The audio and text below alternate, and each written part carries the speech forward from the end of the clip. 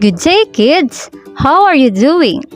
Welcome to BTV, and today we will talk about asexual reproduction in plants. Asexual reproduction in plants does not involve flowers, pollination, or seeds to reproduce. It does not require two parents and does not need special cells of male and gamete of female to propagate. The asexual reproduction in plants are divided into three types. The first one is the natural vegetative reproduction, second is the artificial vegetative reproduction, and the third one is the reproduction through spores. Natural vegetative reproduction. The natural vegetative reproduction consists of 6 modes. These are runners or stolons, rhizomes, suckers, bulbs, tubers, and corms. The first mode of natural vegetative reproduction are the runners or stolons.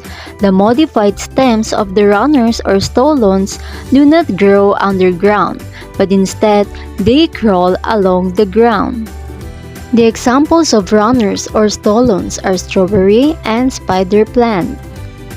The second mode are the rhizomes. In rhizomes, their stems grow horizontally underground and can develop into new parts. The good examples of rhizomes are ginger and bamboo. The next mode are the suckers. In suckers, the new stems grow from the base of an old one and form a new plant. The best examples of this type are banana and pineapple. The bulbs are considered to be the fourth mode, and it is described to have round stems and fleshy leaves. The common examples of the bulbs are onion and tulip. Let us move on with the next mode, which are the tubers. It has modified stems or roots that are swollen and enlarged fleshy underground stems.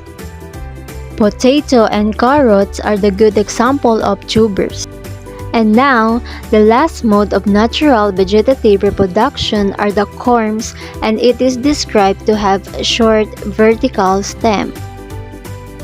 The most common examples of corms are gabi and cocoyam. At this moment, let us proceed with the second type of asexual reproduction in plants, which is the artificial vegetative reproduction. This type takes place when a plant grows and develops from the roots, stems, and leaves of the parent plant. Under this type are the two modes, which are the grafting and cuttings. Grafting is the act of joining two plants together. The upper part of the graft, the scion, becomes the top of the plant. The lower portion, which is the understock, becomes the root system or part of the trunk. The best examples of plants which we can do grafting are mango tree and bougainvillea. The next mode is the cuttings. In cuttings, the mature stems or leaves are cut and placed in water or planted in moist soil.